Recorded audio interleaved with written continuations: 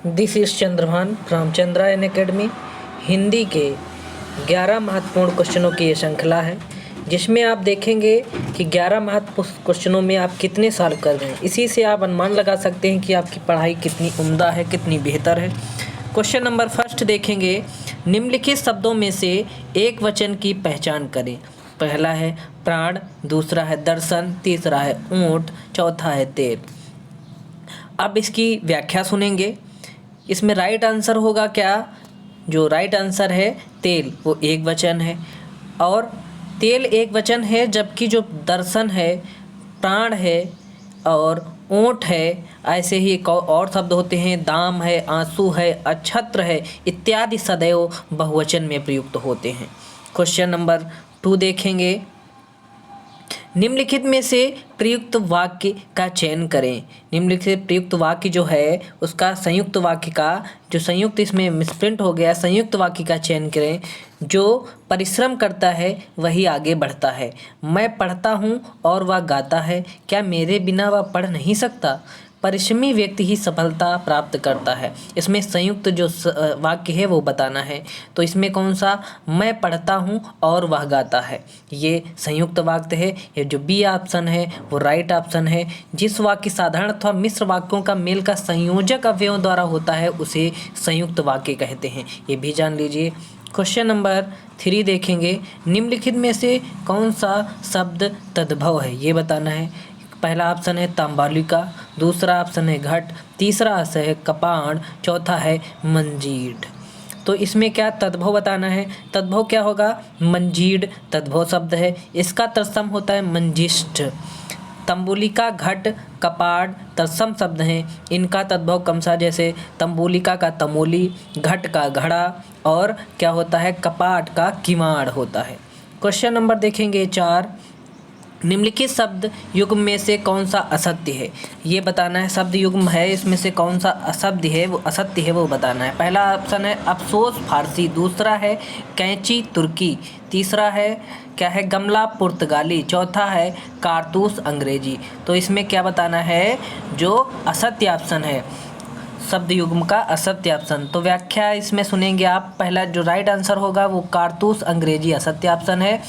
शेष विकल्प संगत हैं। फ्रांसीसी शब्द अंग्रेज, कूपन, लाभ आदि ये फ्रांसीसी शब्द हैं, ये भी जान लीजिए।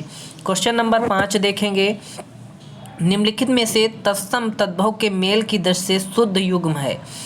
शुद्ध युग्म बताना है। क्या? हरिद्वार हरिद्वार, पृष्ठ पन्ना, प्रयक परक, चुल्ली चूल्हा। तो इसमें क्या होगा? जो शुद्ध युग्म है वो क्या है? ऑप्शन नंबर डी चुल्ली चूल्हा। प्रयुक्त क्रमशः तत्सम तद्भव की दृष्टि से शुद्ध है। किसकी दृष्टि से? तत्सम तद्भव की दृष्टि से शुद्ध है। अन्य विकल्पों के तत्सम तद्भव जो सही शब्द क्रमशः इस प्रकार होंगे, जैसे हरिद्रा हल्दी, पृष्ठ पीठ होगा तथा पर्यक पलंग होगा। क्वेश्चन नंबर देखेंगे अब 6, उपाय वही सही होता है जिसका लोहा विरोधी भी माने। इसके लिए लोकोक्ति बताना। सही लोकोक्ति कौन सी है? पहली लोकोक्ति दिया है आधा तीतर आधा बटे, दूसरी चमत्कार को नमस्कार, तीसरा जादू वही जो सिर चढ़कर बोले। इनमें से कोई नहीं। तो इसका राइट आंसर होगा क्या? उपाय वही सही होता है जिसका लोहा विरोधी भी माने। इसकी लोकोक्ति के लिए जादू वही जो सिर चढ़कर बोले, इसका राइट आंसर होगा ऑप्शन नंबर 3। प्रश्न नंबर 7 देखेंगे, जिसका कोई शत्रु पैदा ही नहीं हुआ उसे क्या कहते हैं? एक शब्द में उसे क्या कहते हैं? अजानुबाहु, अजात शत्रु, अज्ञात शत्रु, अजात पूर्व। तो इसको क्या कहते हैं? कहते हैं अजात शत्रु। जिसका कोई शत्रु पैदा ही नहीं हुआ उसे अजात शत्रु कहते हैं। जिसकी भुजाएं जानु घुटने तक लंबी हो उसे अजानुबाहु कहते हैं।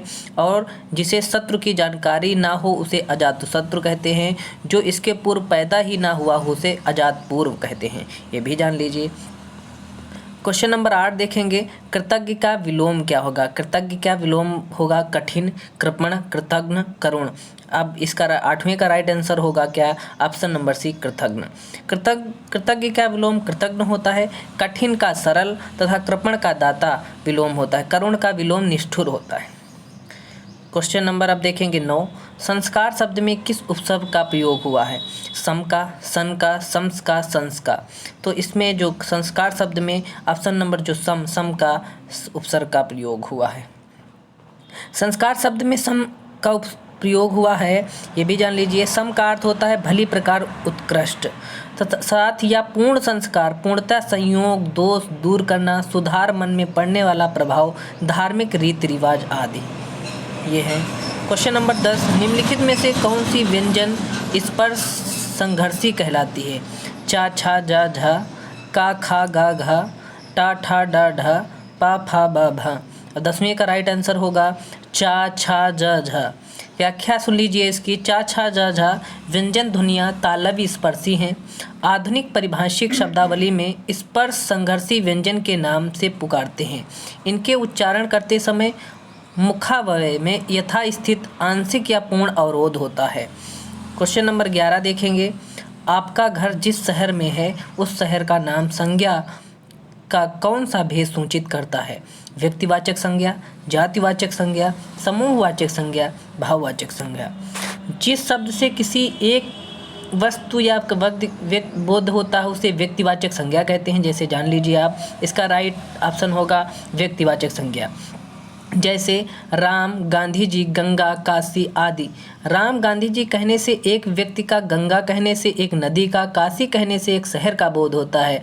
इसी प्रकार इस राइट आंसर होगा क्या? व्यक्तिवाचक संज्ञा। चैनल को सब्सक्राइब करें और अपनी पढ़ाई को बेहतर से बेहतर बनाएं।